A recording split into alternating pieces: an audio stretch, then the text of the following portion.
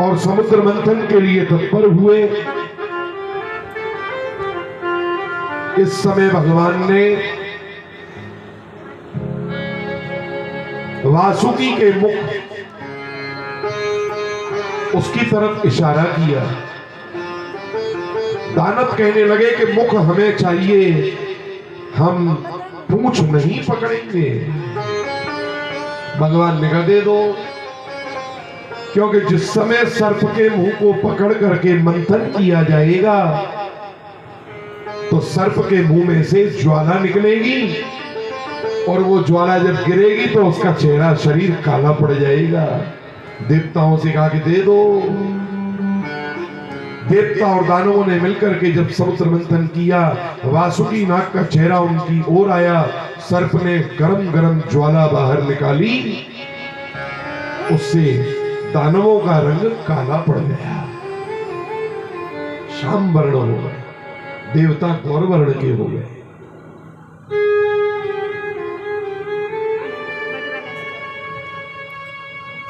अब ये मंदराचल पर्वत जल में डूबने लगा, क्योंकि वजन हो गया। भगवान ने स्वयं समुद्र के अंदर प्रविष्ट होकर के कच्छप का अवतार लिया। बोलिए श्री कच्छप अवतार भगवान की। कछुए की पीठ इतनी कठोर होती है कि जिससे ढाल बनती है, और कछुए का पेट इतना नरम होता है कि नमक की डेली रख दो तो कछुआ मर जाएगा। गोविंद ने क्षीर सागर में स्वयं कच्छप अवतार लिया कि मेरे ऊपर जब पर्वत चलेगा तो उस समय ऊपर नीचे होने से कोई मजबूत अवतार होना चाहिए। तो ठाकुर जी स्वयं कच्छप बन गए, कछुआ बन गए।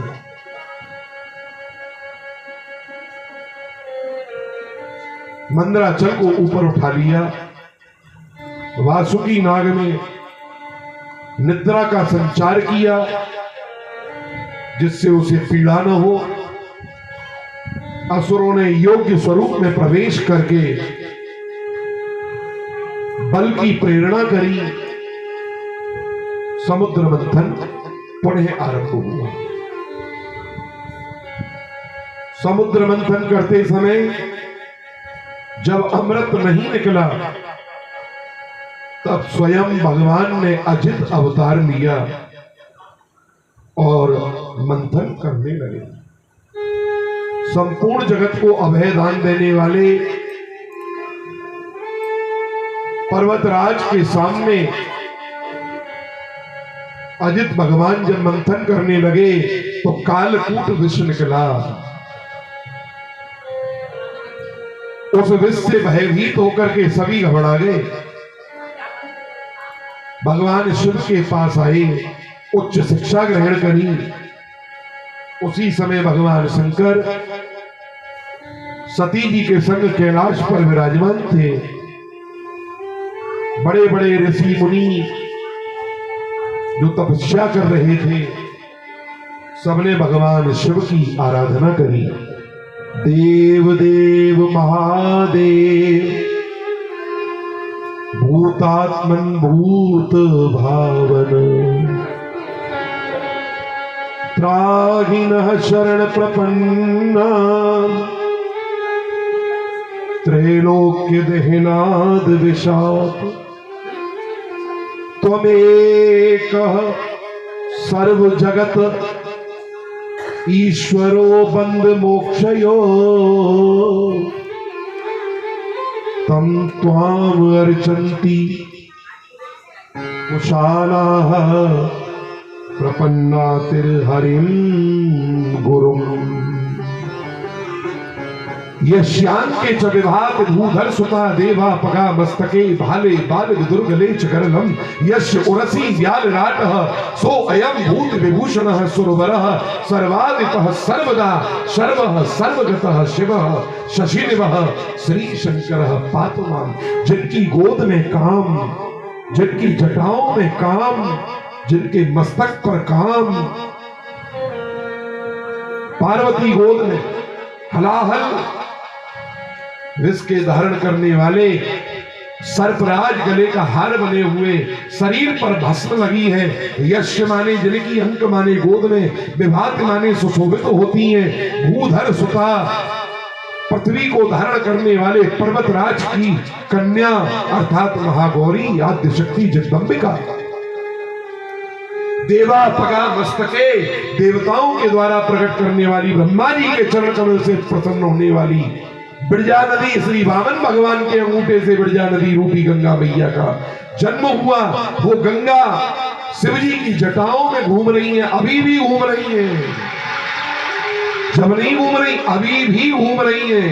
केवल एक बूंद शिव जी की जटाओं की एक बूंद गंगा भोले बाबा ने पृथ्वी पर छोड़ी है, जिससे 3 धार बन गई। पृथ्वी पर बहने वाली गंगा, आकाश में जाने वाली मंदाकिनी आकाश गंगा, और पाताल में बहने वाली प्रभावती। शंकर जी की जटाओं में से एक बूंद है केवल ये, तो शंकर जी की बूंद कितनी बड़ी हो है।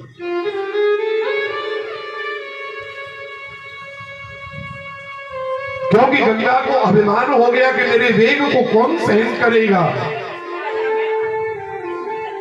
भगवान भोलेनाथ ने कहा, गंगा तुम्हें ये अभिमान हो रहा है कि मेरे वेग को सहन कौन करेगा, आओ मेरी जटाओं में प्रविष्ट हो जाओ। 1 साल तक घूमती रही, जटाओं में से बाहर निकलने का गंगा मैया को मार्ग नहीं मिला। तब भोलेनाथ से कहा कि हे महादेव क्षमादान दे दो।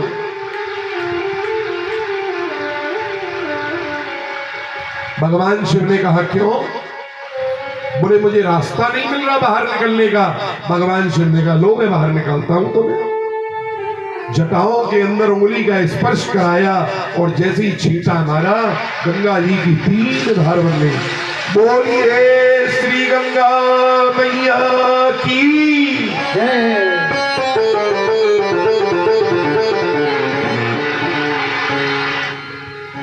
1 साल तक पतित पावनी गंगा जी को धारण करने वाले महादेव से प्रार्थना करी कि हे महादेव आप सबकी रक्षा करने वाले हो, आइए और इस हलाहल जहर का पान कर लीजिए। सती जी बोली वाह भाई वाह, अमृत पियोगे तो तुम पियोगे और जहर पिएंगे तो मेरे भोले बाबा पिएंगे।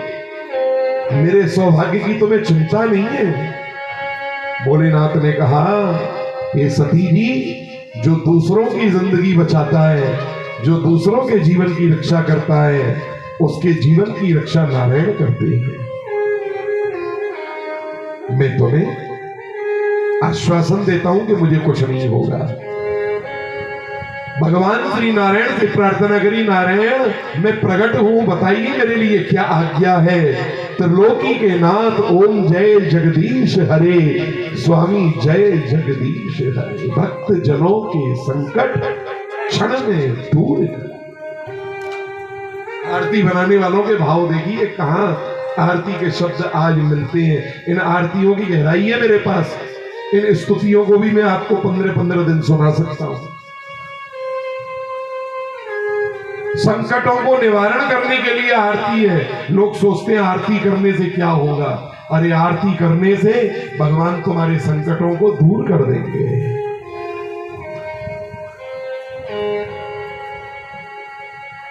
भोलेनाथ ने नारायण से कहा क्या आदेश है। नारायण ने कहा कि थोड़ा जहर प्रकट हुआ है, इसको पी लीजिए।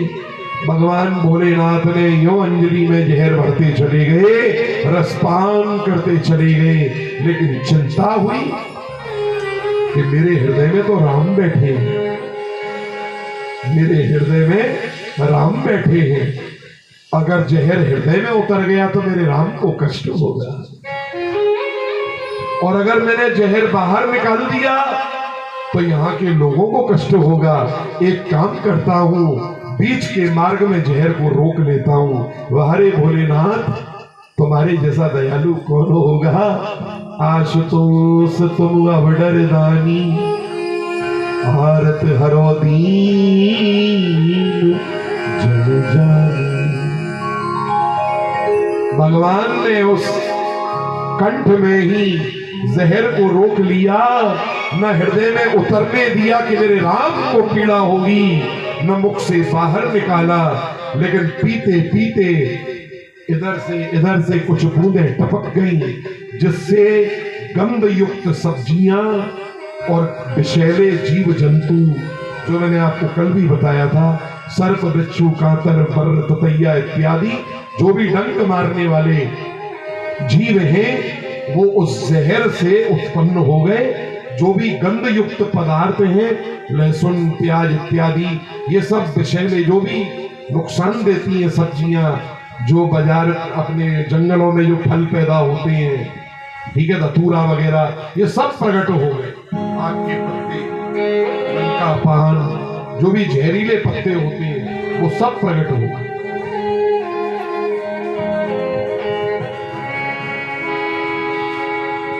भक्तों के रखवाले भोलेनाथ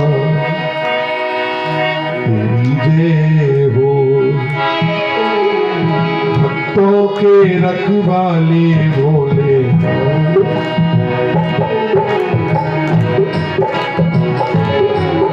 तेरी जय हो, तेरी जय हो,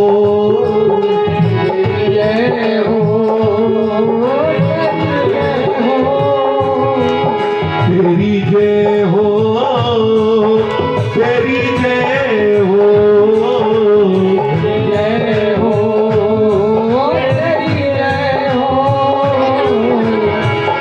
धूप बजाने वाले भोलेनाथ जय हो।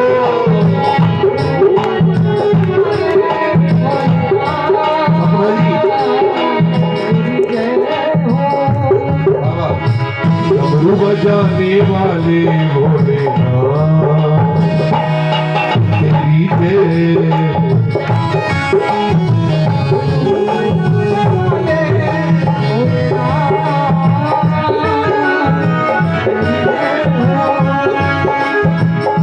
जो भी तेरे द्वारे आए, बिन मांगे सब कुछ पा जाए।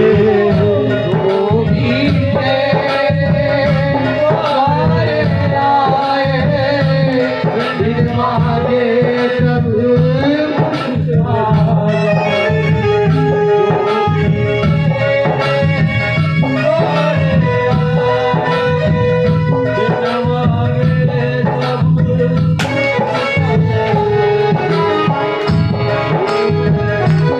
जो भी तेरे द्वारे आए, बिन मांगे सब कुछ पा जाए।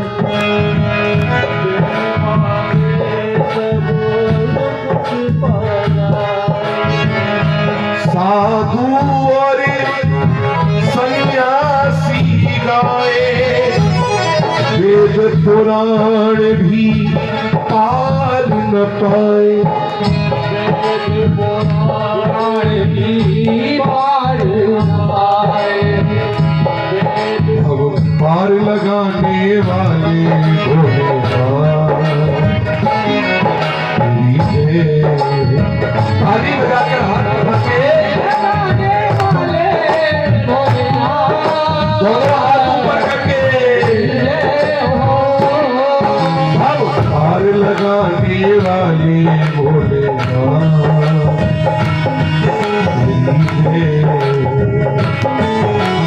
पार लगाने वाले